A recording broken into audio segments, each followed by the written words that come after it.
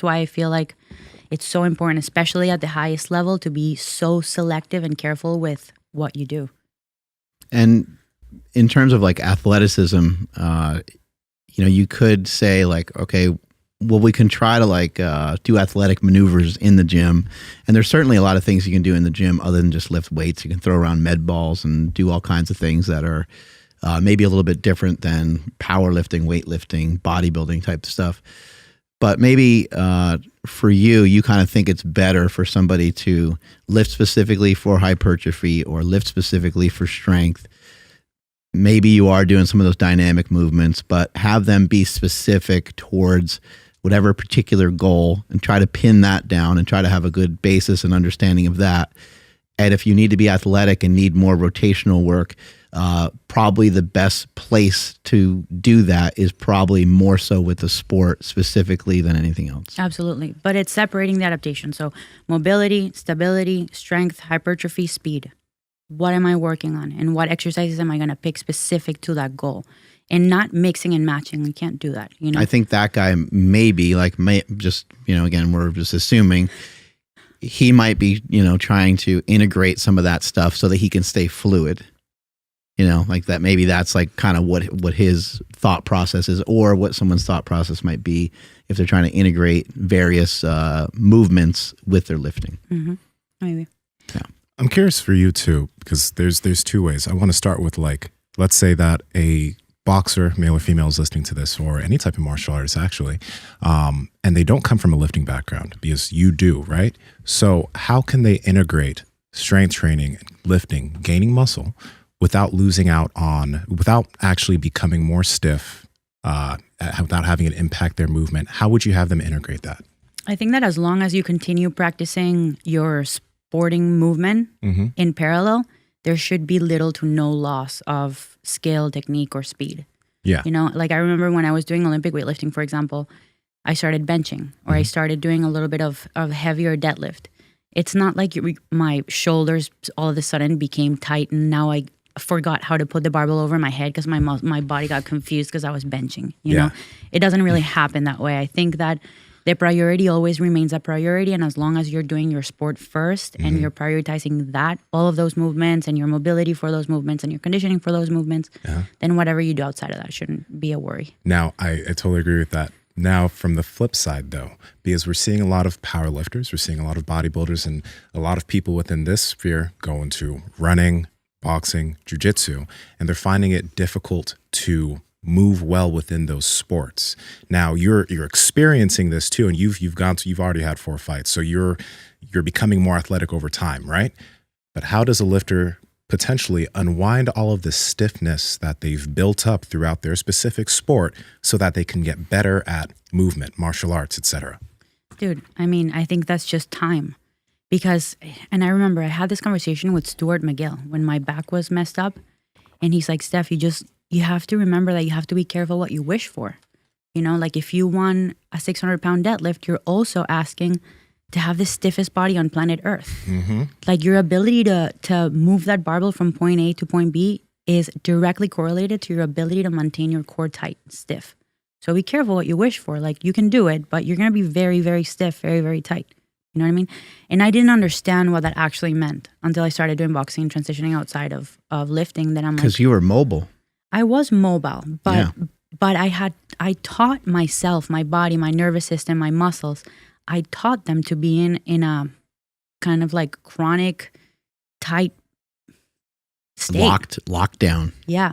And it's hard. It's hard to unlearn that. You know, you just need whatever amount of reps it took you to learn to be that stiff, it'd probably take you twice as many to be unstiff. There's so much movement going on in something like boxing.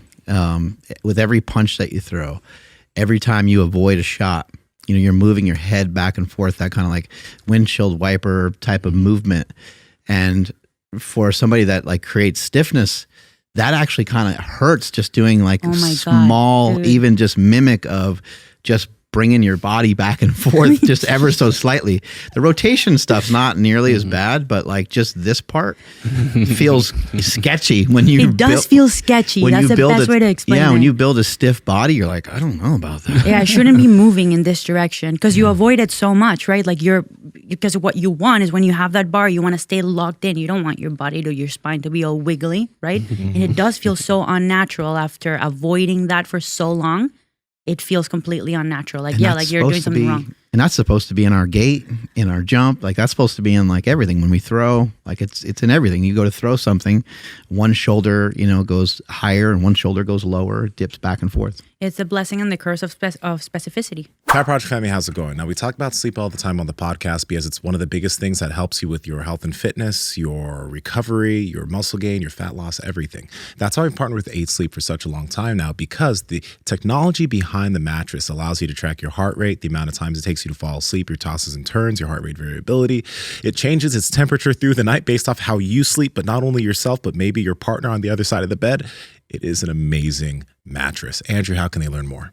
Yes, head over to 8sleep.com/powerproject. That's 8 spelled out, EIGHT, sleep.com/powerproject. Along with more information, you guys will actually save $150 off of your entire order automatically. Links to them down in the description as well as the podcast show notes. It is what it is. Like, yeah, you trained your body to be super stiff for 10 years, and then you trained your body to not be fluid and to not be able to move side to side and in different directions, rotation, and all the other different planes of movements.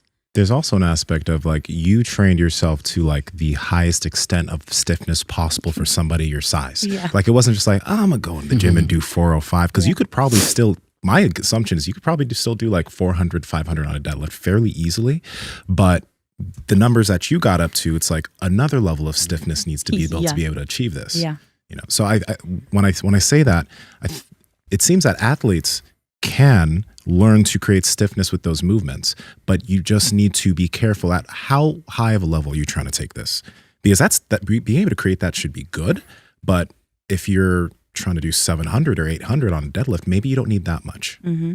Yeah, it's being able to turn your stiffness on and off. Yes. And part of what led to my chronic pain, chronic tightness of my back was that just chronic kind of central nervous system state of just being all the time wired and wound up, from the training that I was doing.